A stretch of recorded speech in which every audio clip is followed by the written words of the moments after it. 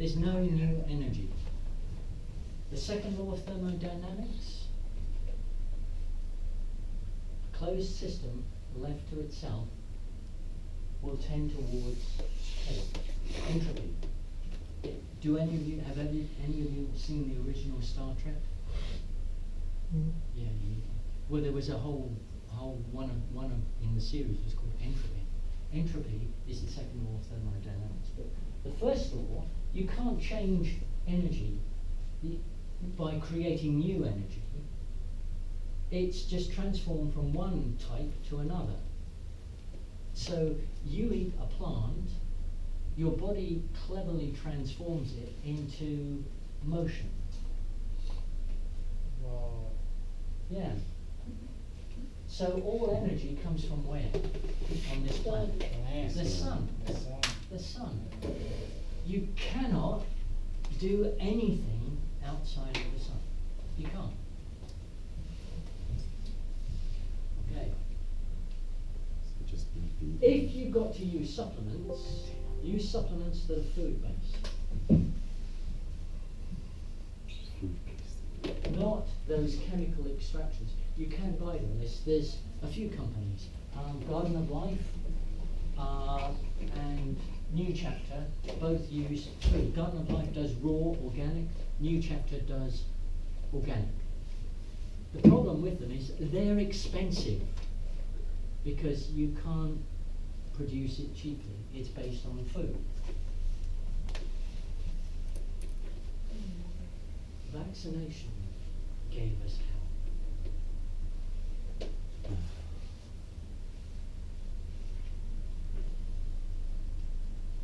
No less than 1,000 scientific studies and reports show the dangers and failure of vaccines from peer-reviewed medical journals. There's the link. But that's true. Because people before they get so much more medical. Stay with it, because here we go.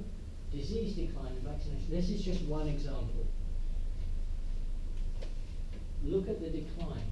So 1940, nationwide campaign by the Ministry of Health of the UK to get children immunised against diphtheria. There. But look, diphtheria had been declining all the way up to there. So what's going on? Let's see. Again, see that link. Most widespread and lethal diseases in the last 200 years were reduced due to cleaner drinking water, improved sanitation, nutrition, less overcrowded areas, and better living conditions. Vaccines were introduced at the point where every single disease was already declining. To give vaccines credit for global reductions in disease is like giving a Band-Aid credit for healing a wound that was already closing. Dr. Dave Kalovich, Prevent Disease.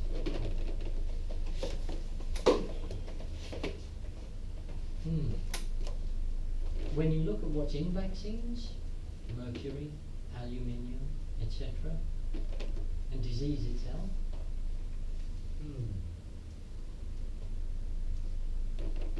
so here's the thing. Germ theory leaves the fish in that dirty tank and vaccinates it. Just like our factory farm animals. Yeah, the cow can't move. It can't go somewhere else to crack. The chicken can't move. It can't go somewhere else to crack. What do? Shoot it full of vaccines, antibiotics. Or you could clean the tank. Clean up your act. Clean up the environment. That's what health is about.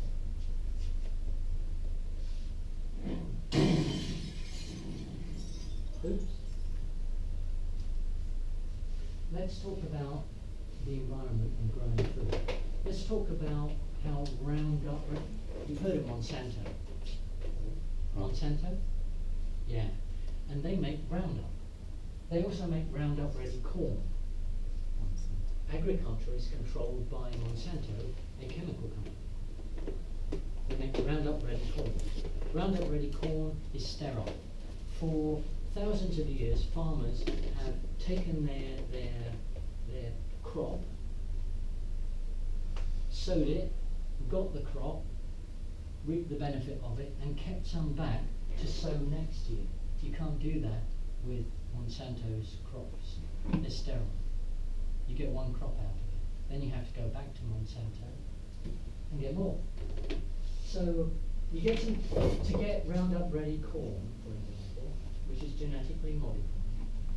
You take the DNA from soil bacteria because that is naturally immune to Roundup herbicide. You take E. coli. You take E. coli to recombine with the Roundup resistant bacteria, and you attempt to breach the cell walls of the plants. Now, let's talk about this a bit. GMO food is safe. We're told genetic modification is scientifically precise and completely safe. But the process can be equated with firing a gun at a target where the target is so tiny you can't see it. So scientists take an 8-gauge shotgun. Do you know what an 8-gauge is? Yes. Right. I'm not even sure they make them. I mean, the lower the gauge, the wider the spread. So a 12 gauge has a narrower spread, and a 10 gauge, an 8 gauge, a 16 gauge, you know, but an 8 gauge. And then they saw off the barrels to give it an even greater spread, then fire it at the bullseye. And what you get is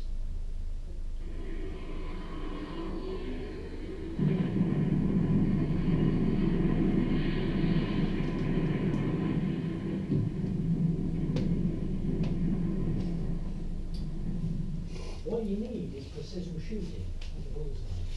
What actually happens is that scientists tell us that genetic modification using viruses like E. coli is precise. No, it's not. If you look at the data, it's not precise at all. It blasts through the cell, doing all kinds of damage, and the scientists can't tell you what the damage is. They don't know. They don't understand what's going on. So yeah, they're happy to take tomatoes and put fish DNA inside them to make them resistant to cold. But they can't tell you then whether that tomato has gained something it shouldn't or lost something it shouldn't have lost. But you note that if you put out, and I've done this, put out GMO food and normal food for animals, if they have a choice, they won't eat the GMO food. They ignore it, they leave it. If you don't give them a choice, like our cows that are fed genetically modified soy, if you don't give them a choice, what's the effect? The answer is, we don't know. And then we eat the cows.